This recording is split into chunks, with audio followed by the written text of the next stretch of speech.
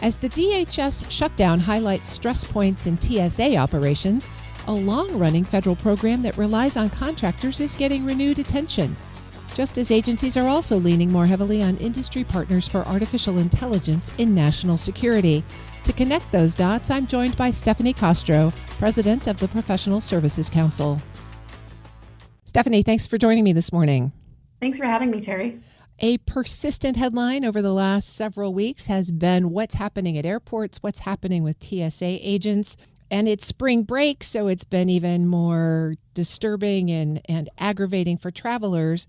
But there is a program, the TSA Screening Partnership Program, that can help with this, and it engages contractors. So you're the perfect person to tell us about it. What's going on there? Well, thanks for asking, Terry. And we have been getting some questions about this particular program lately. And I think part of it, as you mentioned, spring break, high volume of travel through airports, and a lot of videos and photos that we're seeing in the media and on people's personal social media sites about the lines that they're facing.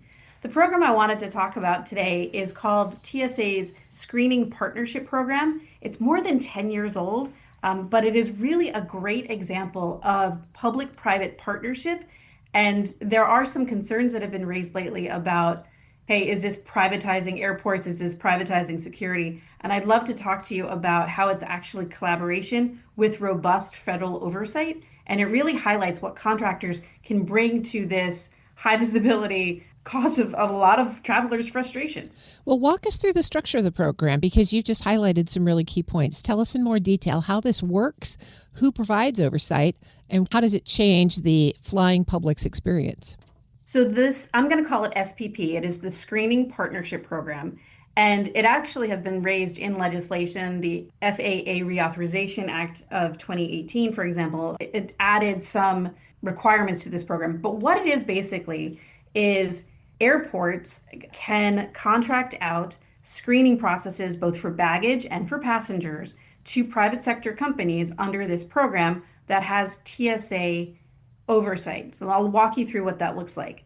There are currently 20 airports throughout the country, ranging from small airports, serving national parks to San Francisco International Airport. So it runs the gamut from the small to the large of airports, and there are almost 30 companies involved in this. They use TSA provided equipment. They are certified by TSA to do the work, and they are subject to TSA oversight. And so what it is that they go to these airports, they open up lines, they do customer service, they do the screening using, as I mentioned, TSA provided equipment. And as a result, more lines are open, wait times go down, and it really is a good example of how TSA and the private sector can work together to address some of the requirements of the American public. You mentioned San Francisco, and that's one of the airports where we've heard about that. Gosh, it's not as bad there, and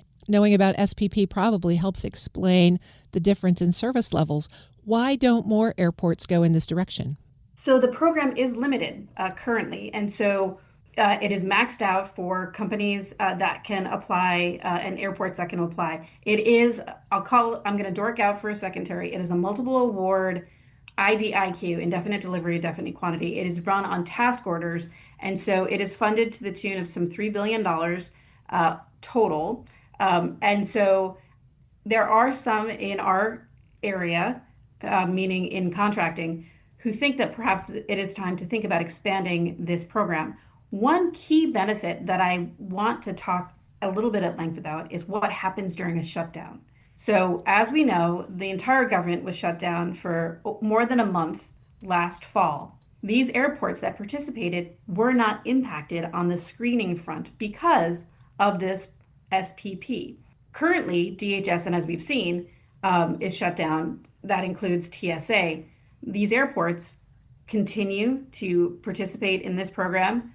Workers, the contractor employees, are getting paid. They are not subject to the same constraints under a shutdown that TSA employees are. So that's why we see it's less subject to funding volatility than TSA agents themselves. And so I can't understate the value of this collaboration and the fact that, it's making a real difference in some of the busiest airports in the country.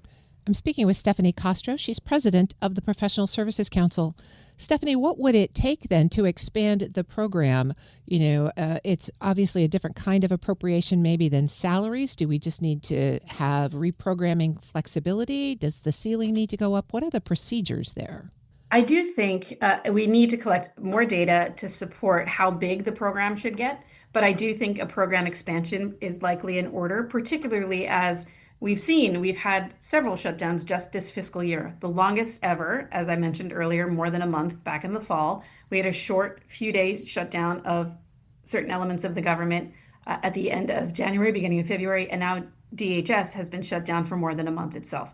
So as we look at potential future funding volatility, talking to folks in Congress who can introduce legislation to expand this program, I think also we need an education program to let more airports know that this will be a possibility for them and to let contractors know that this is something that they can contribute to as well. Again, all of the employees are subject to the certification requirements that TSA runs. They use TSA equipment. They are subject to the same requirements in conducting the screening that TSA is. It just happens to be that their paycheck comes from a contractor. Well, that's certainly going to stay in the headlines, so we'll see how the conversation goes around expanding the program.